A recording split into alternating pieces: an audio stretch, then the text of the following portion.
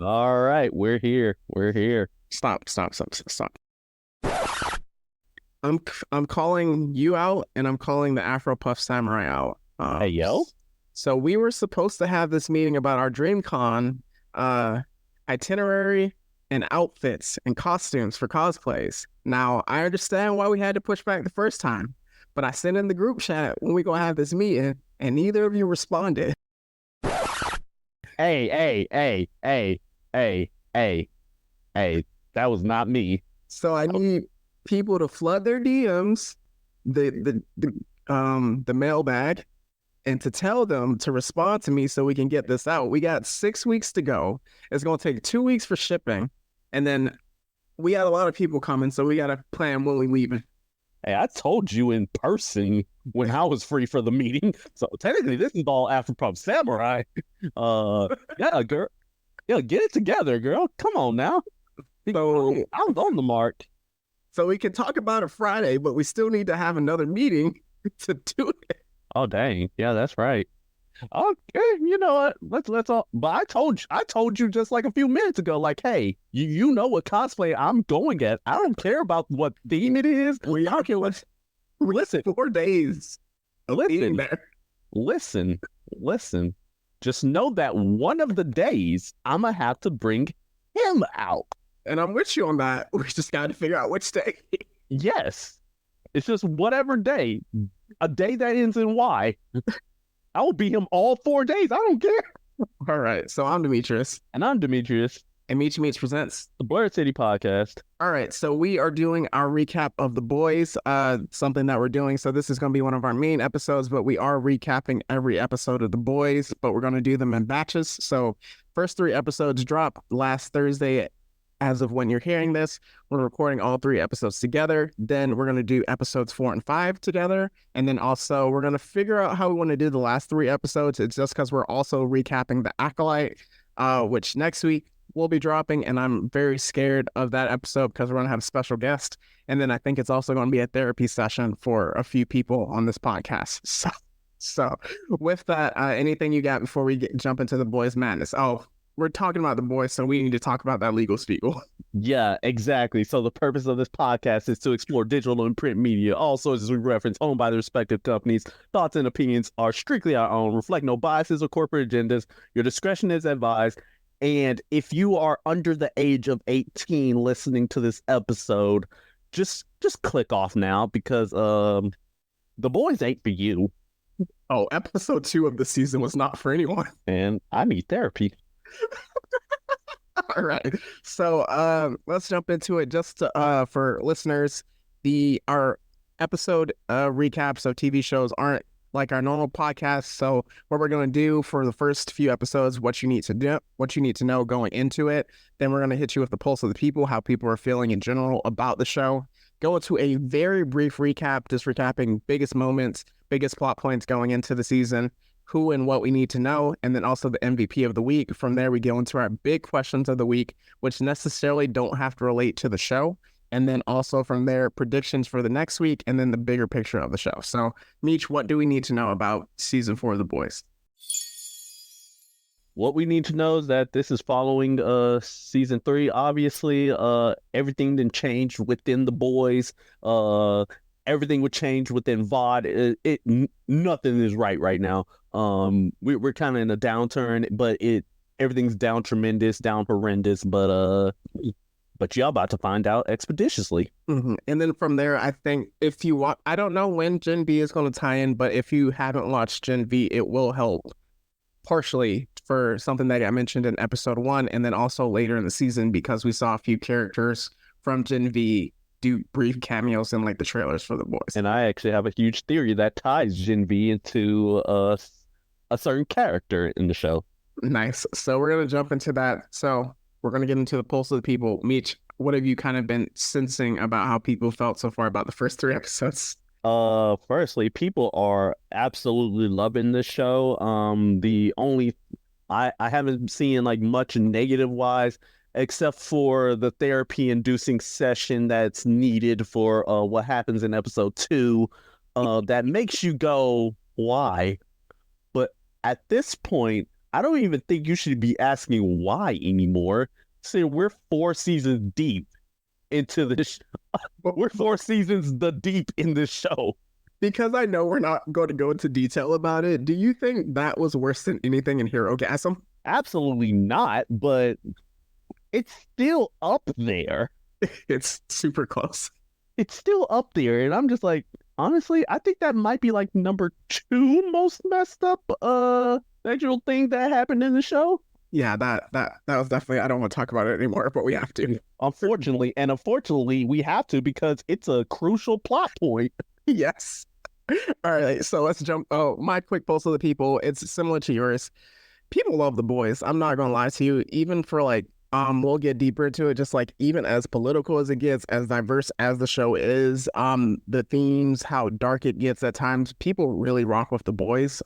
So still going. I think I'll get more into it, but I think the first 3 episodes were slow-ish compared to what I've seen in the boys before.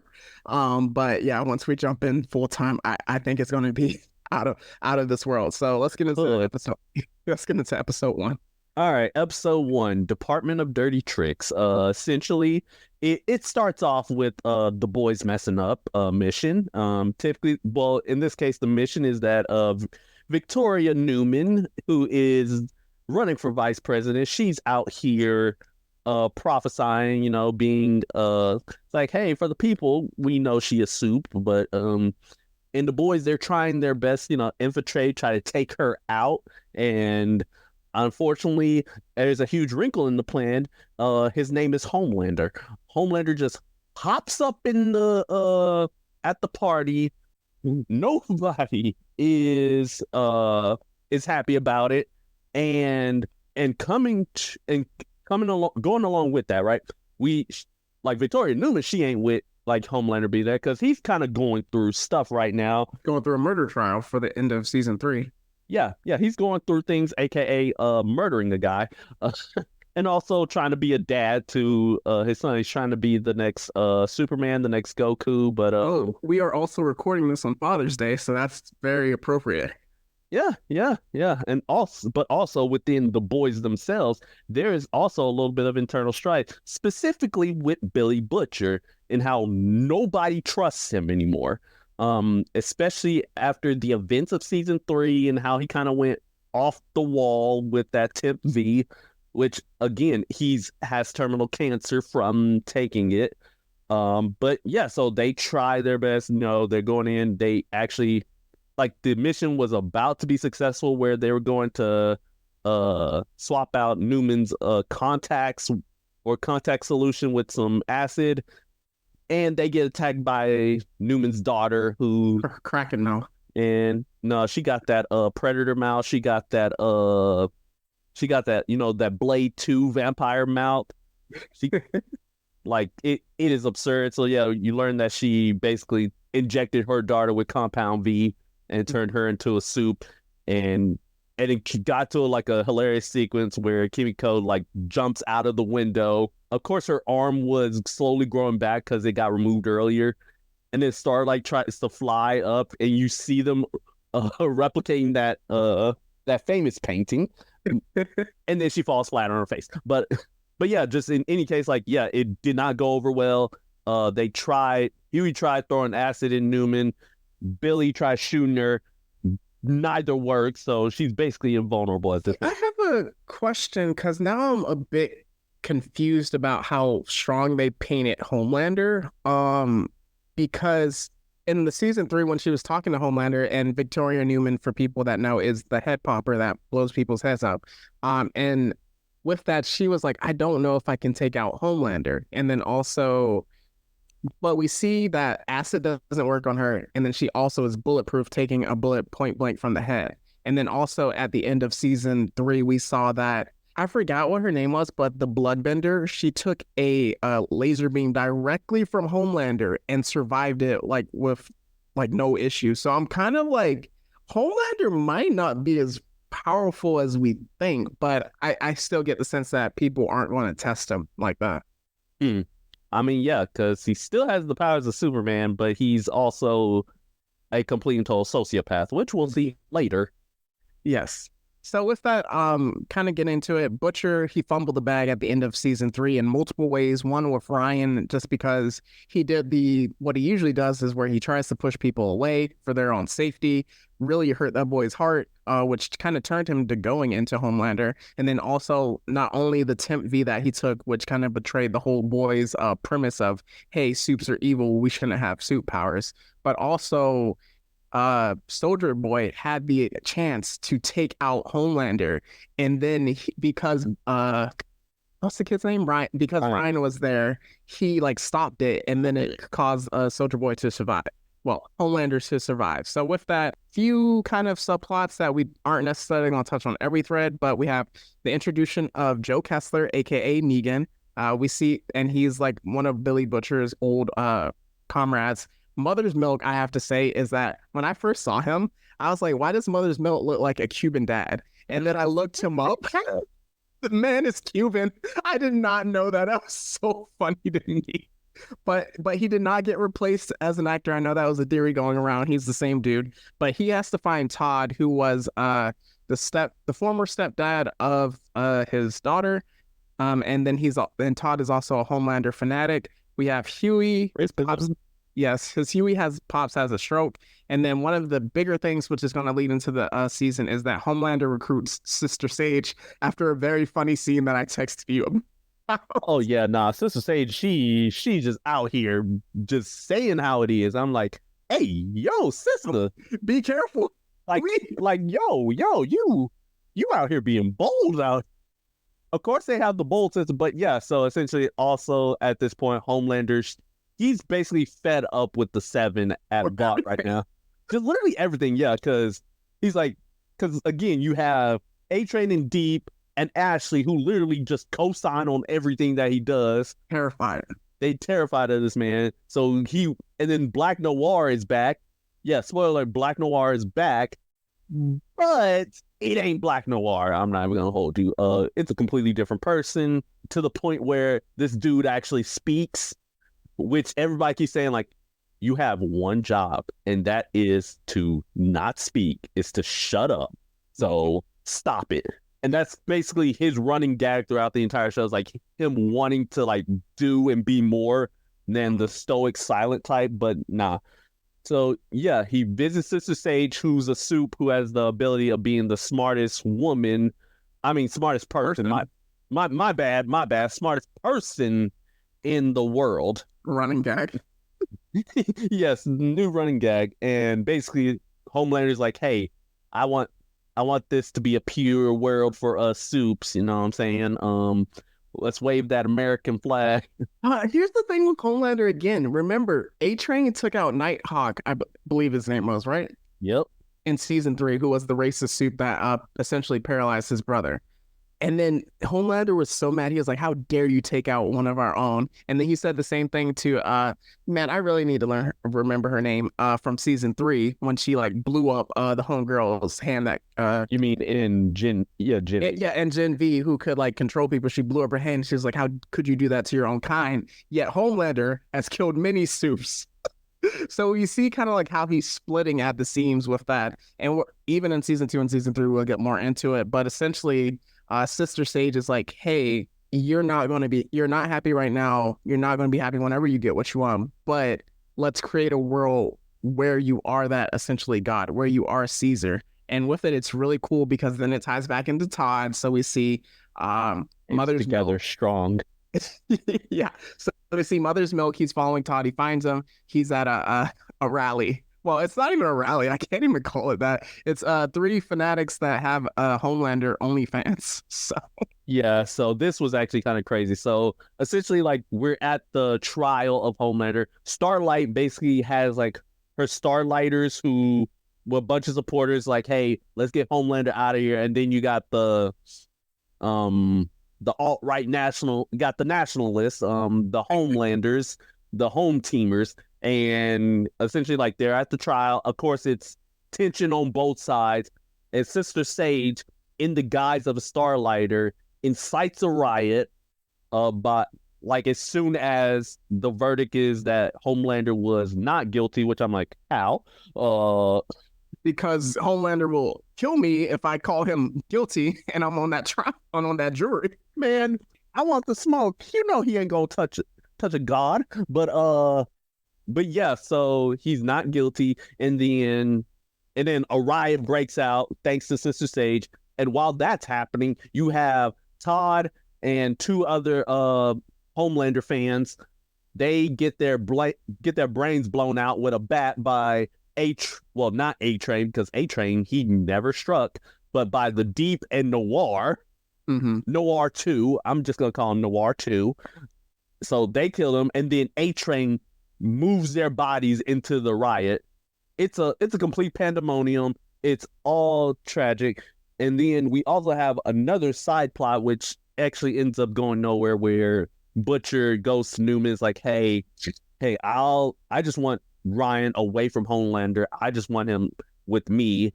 And then she's like, hey, just get me them files of me being the head popper from Huey. And he does. And you see that Butcher, he's hallucinating now. He's hallucinating his dead wife, which I'm like, dang. Yeah. Dang, that's tough. So I think that what's really cool about what's going to be cool about this season with Butcher is that we saw how many mistakes he's made before. Like, because in the past he easily would have just given Newman the files, but like with that he kind of had like a reckoning of not to do it. Even in later in episode 2 or episode 3, trying to recall like his interaction. It was episode 3. His interaction with Ryan and what he would have done and how he kind of like backed off against that. So I think that was the main things from episode 1. Only thing, another like minor side plot is that Frenchie has a new flame, which is going to tie into like 2 and 3. So, but I don't know how deep it's going to go. And speaking of the Deep, and also the fact he's oh, you knew exactly what I was about to say. All right. I'ma just move on to episode 2, okay? The Deep is out of control. Yeah. Also in episode 1, it ends on the note of like, again, Huey's in the hospital, like because his dad had the stroke, and then you see that his mom pops up. Yep. Which leads us into episode 2, where Huey is pissed at his mom because of the fact, like, A, she works with Vought, B, she's about all of that, holistic, the essential oils, or should I say Vought oils, and all that nonsense and stuff. But he's mostly pissed because of the fact that she abandoned them when he was 6. And also how she has a power of attorney over the dad, because technically they're still together. Okay, so a big thing with this episode is TruthCon, but you missed the first big thing on how this episode started. Will Ferrell is canon in The Boys. I love it. Yep, Will Ferrell, he's gonna get himself an Oscar on this one. I almost leapt out of my seat when I saw Will Ferrell step out the car. I'm like, wait. I was like, hold on, is that my boy Will? Is Will in this movie? Yeah, and it turns out he actually is Will Ferrell. He's just playing the actor he's playing the role of the white savior cop. I mean, coach for A-Train, and he's just like, yo. Yeah, and it's just like a hilarious sequence with him and the director. Once we quickly recap episode 3, I definitely want to talk about A-Train's arc for this season, but we get into TruthCon where a lot of things happen. Yeah, let's get into TruthCon. All right, let's rip the Band-Aid off. Well, actually, no, let's not rip the Band-Aid off yet, because let's just talk a little bit about Ryan, because I want to stave this off as much as seemingly possible. Because essentially, Homelander, he's basically like trying to groom Ryan into being him, and Vought like creates like a whole identity, creates a whole story where Ryan's gonna be homeboy, and then he's like sparring like basically the crimes that that the superheroes quote unquote like save people from. Most of them are staged. So yeah, and there's like a whole bank robbery and where he had say what? I was just gonna say you're right about Sister Sage being reckless because she's the reason that what happened happens. Oh yeah, because the fact that Sister Sage, she's like, hey, make him the chosen one. Make him Anakin Skywalker. You know what I'm saying? Make him, and he will basically be basically take over. And he's like, nah, things don't go that way for him at all. Where instead of doing all that, he actually ends up killing the stuntsman that he was working with the entire time. Where like people are all like cheering for him. He's just distraught. Homelander's even like, hey, tighten up. Yeah. My blood. But now, let's talk about TruthCon. All right, so a key thing with this, again, there's more subplots. So Butcher is officially kicked out of the boys by the end of episode 1, because when he tells them, or at the start of episode 2, because he tells them about his brain thing, how he's dying, and they get mad and kick him out because of that, because he's a liability. But he ends up coming to the TruthCon because they are tracking Sister Sage for that. Another thing, Kimiko, she's kind of having, a lot of the boys in the season are going through it, like identity crisis and having to deal with their past. So she's really like struggling with just kind of her past. And then so she sees something related to child trafficking. So that kind of sets her off. She gets drunk at the start of the episode. A key character that gets introduced is Firecracker. So we see her. Kara from Detroit Become Human. Oh, that's her? Yes, that's her. That's crazy. I'm like, at first I was like, hold on, is that who I think? Nah, hold on, let me just double check. Oh my goodness, they got everybody from Detroit Become Human in this show. What the heck? So yeah, so with that, she gets introduced. We see her in episode 1, just kind of like, she's kind of like the conspiracy theory podcaster person, where it's like right, just ridiculous theories. And before this episode finished, I was like, oh, we could throw out some random fan theories, but this episode scarred me. So so we see her introduction. Sister Sage is kind of like trying to recruit her. She's like, hey, you're exactly what we need because you can rally our troops, essentially.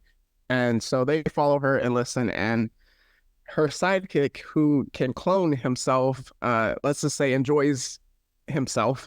So moving forward from there, from that subplot, I don't know how, but essentially we find out that it's a trap. So Sister Sage plotted the trap for Firecracker and the duplicate person to kind of take out the rest of the boys. Yeah, so Frenchie, he's also he's going through a thing where he's trying like basically stifling down his feelings for Colin, where Kimiko, she's just like, hey man, I know it's doing this on account of me. Like just go and be with the man already. But yeah, so the fight happens. And the boys, they're getting their behinds whooped because man's duplicating himself. Like it's almost an endless army. And but and then Butcher comes in to help out, and then the biggest Deus Ex Machina pops in where bro got pink eye. Oh my! From enjoying himself. So from basically human centipeding himself. You didn't need to go into detail about what he did. Listen, that's all I'm gonna say. All right, I'm just leaving it at that. That was my thought too, and I was like, oh my god. Like it's worse than you think, but that's the best way to describe it. But anyway, he got pink eye, and it was enough to where Butcher and the rest of the boys they killed Prime Centipede, and which kills the rest of the clones. Yeah, and Firecracker, she leaves. And one big thing that you mentioned with Frenchie, the reason he's actually pushing down his feelings is because he murdered his New Flames family in the past while working underneath. I forgot her name for season 3, but his old boss essentially. Yep, and then also we moving on to the next plot, which I'm like, thank God, let's get past TruthCon, which is what's happening with A-Train. All right, so A-Train, he's basically like, well, he went to go meet with his brother, and basically his brother's, well, he's meeting with his nephews. My bad. his nephews, the children of his brother, and his brother comes in, is like basically greeting him the riot act for Jeez. basically being A phony. basically being fake and being a Homelander's lapdog, pretty much. And at the same time, Huey and Annie, they're both like, hey, I know A-Train got something up with it. So they tailed this man to the meeting, and Starlight was ready to go in this man. Mm-hmm. But then in a great moment of character development, Huey's the one that stops her, which, if you think about it, Huey has the most reason to go after A-Train, but he stops him like, hey, not in front of his family, man. Let him ride it out. And then A-Train leaves, which goes into later on where essentially like he meets them at their headquarters like, hey, I knew you were following me. Hey, it was good on y'all to like not press me in front of my family as such here. And basically it clears the two black men who got framed for Yes. who got framed for murdering Todd and the crew at the riot. Oh my gosh. So Because they were like 20 kilometers away, or 20 miles away. there's like nowhere near the bodies at all. It's like, hey, here's the footage of them being elsewhere at the time that the bodies were on the ground. So this kind of leads into episode 3. So let's just stay on A-Train's arc. Essentially, Mother's Milk is like, hey, we need to recruit him. I can tell he's slightly turning. I've been in this enough. Both Annie and then, like you mentioned, Huey are like, no. We can't do that, A-Train. Because again, those deep feelings for A-Train and their complicated relationship. Forwarding all the way at the end, just because we're staying on A-Train's storyline, we see, it's kind of tied in together, but essentially they're trying to spy on Victoria Newman, and at this, this is hilarious, at this, what is it, Escape for Jesus type spectacle?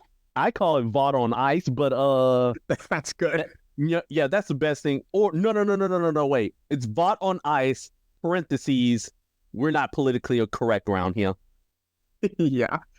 So again, Homelander pulls up early. Well, both Victoria and Homelander and Sister Sage pull up early. And this scene is terrifying because Huey is in the vents and he's supposed to drop the essentially the bug so they can listen in on him. But Homelander is already there before he can leave. And here's the thing, because I feel like Homelander had to know he was there before like that bead of sweat dropped, only because I remember that one time, it was either the end of season 2 or season 3, when Homegirl was like, when he found Ryan and he was like, I can feel you, I can hear you rustling around for that gun. You better stop or I'm gonna laser you. And then also with like later on when they're looking for the spy, he's like, yo, your heart is beating crazy. So I'm like, Homelander probably could hear his heartbeat. Also don't forget, he said like, I can actually smell you. That's true. So that is true. So like all his senses are heightened. So I'm like, he has to know he was already there. But they kind of have that conversation, and then he was trying to crawl out of the vents, and Homelander, I mean, is literally trying to take him out. Beam Destroys the skater. Accidentally kills the Maeve skater. It was the Maeve skater. Dude, that scene kind of reminded me of like a Final Destination movie where it's just like panic and people are just dying in the most accidental ways. Yep. A woman gets her fingers chopped off by a snake. Oh my god. I'm like, people get their necks flashed with skates. Yeah. I was like, this is why you never gonna catch me skating. So with that, just Huey is essentially trapped, but A-Train takes him out. So we kind of see that, A-Train is flipped. And then even when he's talking to Mother's Milk later, A-Train... I would say it was right before that. You're right. When he talks to Mother's Milk earlier, he's like, yo, I'm not doing this because Homelander going to take me out. And he's like, you haven't left yet. So what's so interesting is that A-Train is kind of like our introduction into how messed up the boys universe is. Like in the very first episode where we have the cool, just like, oh, this is sweet. Huey's with his girlfriend. They're holding hands. This is going to be a nice episode. And He gets obliterated, and he's literally holding her hands. And we see that A-Train, he's not coked out, but just like hyped out on drugs and stuff like that. And he doesn't even care. And when he apologizes later, last season when Huey got his powers, he was like, yo, I'm ready to fight with A-Train. So it's really interesting to see their interactions. And I really don't want A-Train to die, but boy. You already know it's coming. The only thing he could potentially do, I'm thinking, if he is like the Flash or Reverse Flash, and you know how they can kind of like phase into people, that's the only thing I think he can potentially do. Nah, I don't even think that's enough for him. I mean, but it would take too long. Like, Homelander is like quick enough to stop him, but we can cover the other plots with episode 3. Okay, so yeah, so also in episode 2, this actually gonna tie into episode 3 later, where Sister Sage is talking with the demons, like, hey, you gonna let her talk to you like that? Let Ashley talk to you like that? And then Deep actually goes up and basically like, hey, I will rip your throat up if you ever talk to me that spicy ever again. And yeah, so essentially, like, yeah, you see something happen, like, hey, Sister Sage manipulating the Deep to basically man up and stop being a wimpy fish. But continued on, yeah, being the beta fish.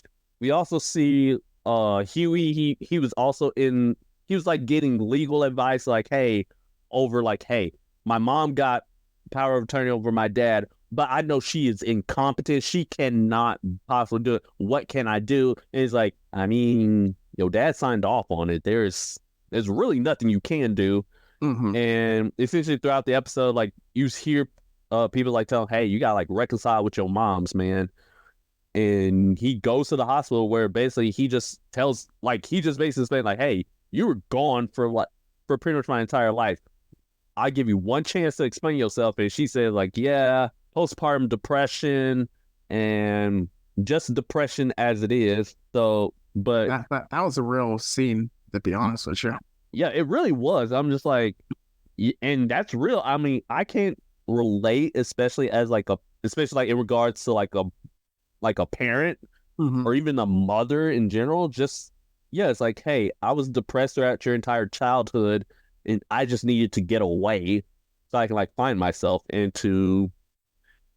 then by the time like I came back, I saw like how you were basically living. It's like there was no point in me coming back because I would have thrown a monkey wrench into everything.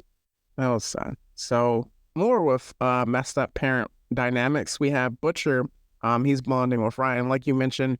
Homelander told Ryan, hey, get it together. Humans are playthings for us. So Butcher is, again, he's working with Joe Kessler. I'm gonna just call him Negan. So I was literally about to call him Keegan. I was like, well, that is not his name. So Butcher is working with Negan, essentially. So they were going to drug Ryan, take him away from Homelander. Butcher was hoping that they just take him away so he can be raised up as a normal boy, like Pinocchio. And then Negan was hoping to raise him to be essentially Brightburn, and or stop him from being Brightburn and turn him into Superman so he can fight Homelander to train him, which Butcher doesn't want because he wants to honor his mother's wishes. So with that, they have a really just like nice bonding moment. He pours out essentially what they used to take out Soldier Boy in the previous seasons. So like they kind of have it. I'm not going to get to the very end because there's other stuff we have to cover, and that part was very cool how they shot that. So again, Frenchie and Kimiko are on the hunt for human traffickers. We found out that Kimiko ran into someone that was potentially or suspected at this moment that was also in the camps with her.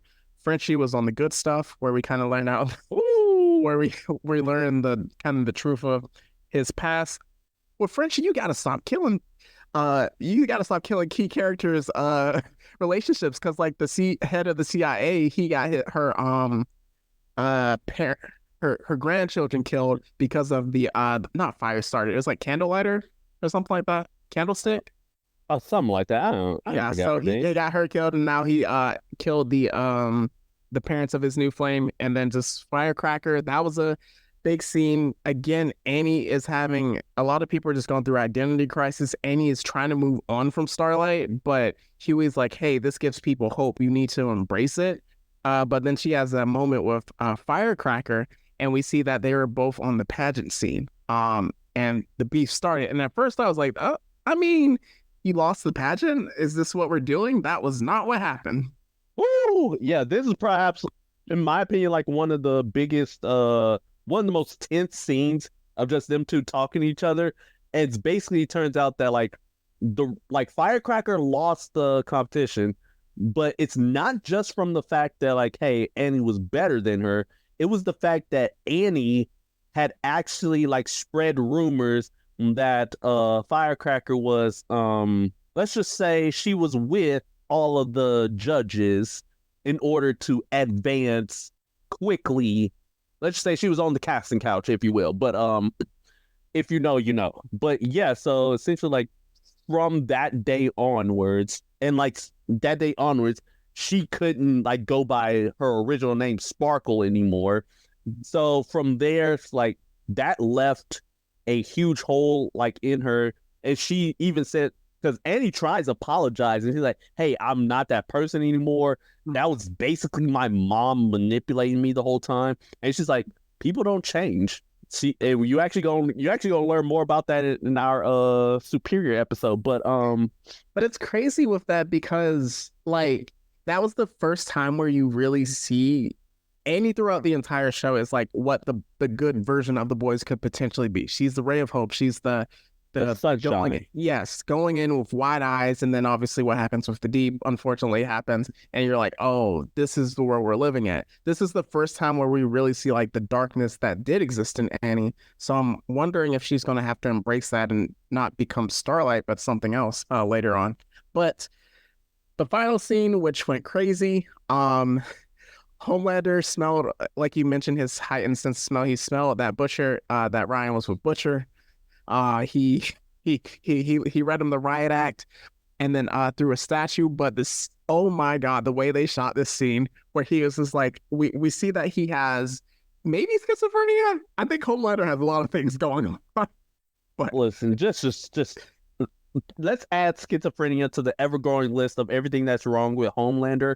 But yeah, so essentially, like from him yelling at Ryan, because this also happens in I think season 3 as well, where basically after like he's under so much stress that he basically gets the Green Goblin situation where his reflection starts talking to himself. But in this case, it's split into 4 different Homelanders. Him, a purely angry, hateful, racist Homelander, a peaceful Homelander that's still a problem, and then just murder hobo, let's go back to the beginning, scorched earth Homelander, the Red Door. Yes, Red Door Homelander. So all 3 of them are basically like saying, hey, you got giving him conflicting advice. But the one key one, he said like, hey, you got to go back to the beginning and strip away your humanity, essentially. Yep, go back to the beginning. Get away from yourself. You need to be stronger for Ryan. You do not need him to be weak. Whenever people got to enter doors from their past, whether that be the Red Door or the Green Door, it's over. Woo! Yep. But all right. So, anything else? Yeah. And then there's the end of the episode where Sister Sage, she's lying on a couch, eating some food, eating some blooming onions from I didn't like that Roadhouse. Them blooming onions at first were going crazy until what happened.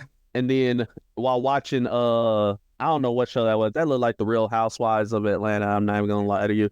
Probably wasn't, but essentially, the Deep comes in and she's like, "Hey, you want some blooming onions?" And as soon as they start talking, they start seducing one another, and then eventually they start macking on each other. It's crazy. And then on the table, you see like basically a brain probe with blood on it. Okay, I kind of missed that because in my notes I was doodling them throwing up, myself throwing up from watching that interaction. Yeah. I saw the bloody thing. I didn't know it was a brain probe. Yeah. So now I'm interested. Yeah, I was like, dang, the Deep cheating on his octopus. I could have. Who we hear talking? Ooh, But yeah, so essentially, at least I believe like she basically gave herself a lobotomy just to mellow herself out. Jeez. For why she mellowed herself out, Maybe you don't know. because she knows that if she keeps going the way she is, Homelander is going to because she even said like, "Hey, you won't be able to handle my honesty," and then you saw that he Yes, can't handle it. yes, because of the fact that, and this is a slight plot point we missed earlier in the episode, where essentially like they all find out like, hey, those files of the CCTV footage clearing the black man they were taken. The deep, that was your department. In fact, no, that was your department. You fired from R&D, and then they're interrogating this one girl who was friends with Annie. It's like, and then as soon as she said like, hey, she called me, and then Homelander immediately kills her. Since they like, you don't think what she was about to say next was important? He's like, nah, you saw it. Like, hey, she confessed. I'm like, this man lost his mind. Well, more than usual. That's crazy. Yes. But yeah, that's basically the end of the episode. All right. So just kind of speeding along. Do you have an MVP or op of the week? You already know who my op of the week is. It's always going to be forever Homelander. Homelander is still a smoke demon. He still wants he is the quintessential example of why folks can't have superpowers. Yeah. And especially if you're an alt-right nationalist who's representing all the wrong people. Dude, the thing that's so scary about Homelander is that like even if you do everything he wants you to do and like so like he's so unstable. Like for example, let's say you delivered his milk and you delivered it every day, same time, you were perfect in your deliveries. Sometimes you gave him every time you gave him extra just because it's Homelander, you don't want to make him mad. And then one day you come in and he's having a bad day and he's like, and then he'll just look at you and he'll be like, oh, so you like delivering milk, huh? Do you have fun? Why do you give me extra? Do you take pity on me? And you'll be like, what? I just want to give you milk. Delivering milk. So he'll take the milk, he'll throw it on the ground, and you'll be like, don't worry, Homelander, I'll clean that up. I'll get a rag. And then he'll be like, lick it up with your tongue. And then you'll be like, huh? What? And then he's like, and then he'll show his laser eyes. He's like, lick it up with your tongue or you'll die. And then you have to lick it up. And it's like, there's no reason for him to do it. Again, you can't have me with superpowers in the show because the first person I'm going after is Homelander. I don't care what my powers are. I will make sure it is at the peak where I take this man out. So yeah, so op of the week is Homelander. I mean, that's just like a standing award. So we'll figure out our MVPs next week. So big question of the week. What question do you have kind of coming out of the first 3 episodes? All right. So some questions I have coming out of this episode is, one is, how is the virus that was on display in Gen V going to come into play here? Because it was mentioned in the first episode by Butcher. So I wonder who's going to use it and what's that going to do. And then my next question is, what in the world is old boy from the government thinking about trying to ban soups from the government? Mm-hmm. Because he knows that his VP is a soup, and if she the moment she gets the chance, she might pop his head. So, and then again, Homelander. So the fact that you even thinking about doing that at all, especially with the head popper right next to you. No, you saw what, like, remember season 3 when Homelander was like, when he was fed up in the finale and he was like, Deep, come here, I need you to do something for me. And he drowned the candidate or the runner. We don't want to do this, man. Exactly. And then also another one I see is like, hey, what's Huey's mom going? Like, what's up with Huey's mom, especially with working with Vought? Like, is she a plant? Is she like is she a plant? Is she gonna turn? Is she about to get Huey clapped? Mm-hmm. Ah, yes, that's interesting. Oh, one other thing, just like as a plot point, Victoria Newman has an on-site terminate on site at all times on her. So they're just trying to figure that out. So anytime they see her, they're gonna try to take her out, even though they are trying to flip her at the same time. So with that, my big question of the week is the big question of the show. How do we stop Homelander? You're not in the show, so there's nothing you can do. Other than writing. But like, I mean, how do we stop him? Like, we don't have Soldier Boy. We found out that Temp V isn't effective enough to take, is like, it's not valuable as a weapon unless you actually go all the way there. The virus isn't potent enough to take out Homelander yet. And then another question, what is behind the red door? Because if it's the op below all, humanity is cooked. Honestly, I say that might be for the best. So from there, predictions for next week, and then just like the big picture view. All right. So for my predictions for the upcoming episodes, I think definitely seeing a whole cat fight between Starlight and Firecracker. We about to see, honestly, I think like a whole civil war might be on full display coming soon, especially as the Starlighters get more support and the Homelanders getting continuing being Homelanders. Oh, I just remembered something. What in the world is going to happen when Mother Milk's daughter finds out about Todd's death? Oh, did they gloss over it? Because he died in the episode at the end of episode 1, and then he Mother's Milk was like, "Hey, we're gonna tell her together when she wakes up. Let's let her sleep." But they never went back to it. Yeah, they never went back to that, and especially considering that earlier in the episode you were talking about like how Janine was like pretty much like being grown men, and telling her mom something that would, in another regular Black household, you get sent to next month. Yeah, not next week, to next month or next year if you got caught saying that to your mama. But yeah, so like her reaction could be cataclysmic. And then also it's like, what would happen if every single person in the CIA who's basically on this anti-Homelander gets outed? Ooh, yeah. So my prediction for next week, I don't think we'll find out the full truth of the red door next week. I think he'll try to figure out where it is, so we'll see that progression. And then episode 5, which we'll be covering along with episode 4, is when he gets to the red door, and then we kind of get into like the overarching finale of the season. For the big picture view, I'm not really sure. I don't know what the big goal is. Like with season 4, we saw that the big goal was Soldier Boy versus Homelander was the ultimate thing they were building up for. But now I'm just kind of like, I think we're almost in a sense back to season 1, where it's like, how do we take out Homelander? So that's going to be interesting. So, and then all those like miniature threat plays. Yeah. So it's going to be interesting to see how they pull all those plot threads together. So anything else you have, and we can wrap up?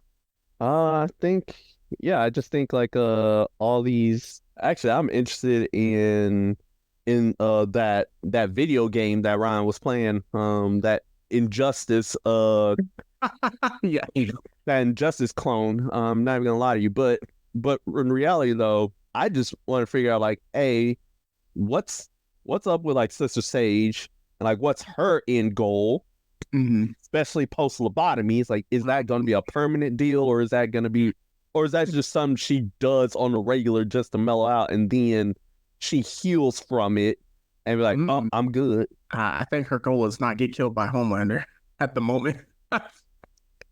And again, but then again, she's been doing way too much. Don't forget, she's been in his face about a lot of things and telling it how it is. That's not somebody who afraid to get blazered in the chest would do. For now, because she's useful. But we can wrap up there. So with this kind of this episode serving as our main, we are going to get into a quick what hot. Meech, what you got? Oh yeah, okay. So anime wise, One Piece, all right, staying goated. Mashal, I'm loving so much. We also have we have Demon Slayer. Just R.I.P. to all the men who went through Kenroji's training. Yeah. I screamed too. Also, some My Hero shenanigans once again, and then finally Kaiju number 8, Good Heavens. Yeah. But then also in the realm of video games, Black Ops 6, Black Myth, Wukong, Assassin's Creed Shadows, which is getting a lot of detractors right now just for apparent inaccuracies, which I'm like, it's an Assassin's Creed game. Moving on. No. In the last Assassin's Creed, the Valhalla one of the characters is literally the reincarnation of Odin. So let's not do that. Yeah, I'm just like, moving on. But then also, we talking about my GOAT, the true game of the year, Dragon Ball Sparking Zero, because they released a demo for specifically the gamers who was at the panel. That gameplay was extra crispy. And also, I don't know if you noticed it, but I did. There's some manga exclusive moves in the game. Okay, that's gonna be interesting. So that's pretty much telling me, wait, hold on. If this is in the game, does that mean Can we get the goat? And can we get Cookout? can we get the Pew Pew? Pew Pew Man himself? Can we get the reverse racism? The you become what you hate himself? And all know that this game's shaping up to be the most beautiful thing I've ever seen in my entire life. October 8th cannot get here soon enough. Oh yeah, and then in the realm of TV, at the time of re-recording this episode, House of the Dragon will be out, and No, I need to hurry up. so yeah, we'll be watching expeditiously, and then finally, The Acolyte, which you'll be hearing more about in our episode. Just know that at the time of this episode 3 was the last thing we saw, and the Star Wars community is once again in an uproar for the 8,000th time. So the Civil War, we need to be scared. man, listen, I'll be fighting that Civil War too. I'm crazy. I'll be playing both sides like Palpatine. Let's get it. But yeah, that's all I got. What you had? All right, so quickly, I'm finishing up the Solo Leveling manga. Oh my god, Sung Jin Woo would pack up Sukuna so quickly. The boss, he's like Shibuya, like how everyone was devastated about that. Mm-hmm. What he has to go up against is much worse than that. So that dude is OP. And I know you said that if you had Light Yagami write down his name in the Death Note, that would like stop him. That would be the biggest mistake you could possibly make. And I'll just leave it at that because they probably won't cover that until season 4. But with that anime that's also hot, Windbreaker, you mentioned Kaiju number 8, and then movies, Bad Boys Ride or Die, and then Inside Out 2. So again, just kind of wrapping up. So we are going to, for our next boys coverage, do episode 4 and 5. So after episode 4 and 5 drop, we're going to cover that together. Next week, we're going to have our Acolyte episodes 3 and 4 recap, and then we're also on Wednesday going to have the Superior Spider-Man character study, which is something that Meech is looking forward to a lot. So let's get our plugs, get up out of here, and then go back to Westeros to watch our queen destroy these people. All right, all about the green. So we got Instagram. I'm kidding. All right, Instagram, X formerly known as Twitter, and Threads under Blurred City 22. Like, comment, subscribe. You know what the deal is. We also have our Discord linked in the Instagram page where we can join the fight community of pure degeneracy. We also have ourselves our YouTube and our Patreon. Also subscribe to those pages. If you want to donate some extra cheddar to us, you get access to very exclusive episodes, you know what I'm saying? And just blooper reels. We also have our email address, blurredcity22@gmail.com. That's where you can send random fan theories, geek out freakouts. We can also send out questions for Q&As, whatever he mentioned at the beginning of the episode that doesn't apply to me, you can send that in. And then if you have hate mail, you can send that in too. It just goes to the spam folder, never to see the light of day ever again. And finally, I'm the Jedi Born on Mustafar on Instagram, as well as the Jedi Ronin on TikTok, to post Star Wars content. What you got? All right, for my individual author pages, we have my Instagram, Mitri_Dash. That is METRI_DASH. And then for my Twitter/X, we have at the Matt-16. So we're just going to wrap up from there. It's not goodbye forever. It's just goodbye for now. That's the Blerd City Podcast. See ya later.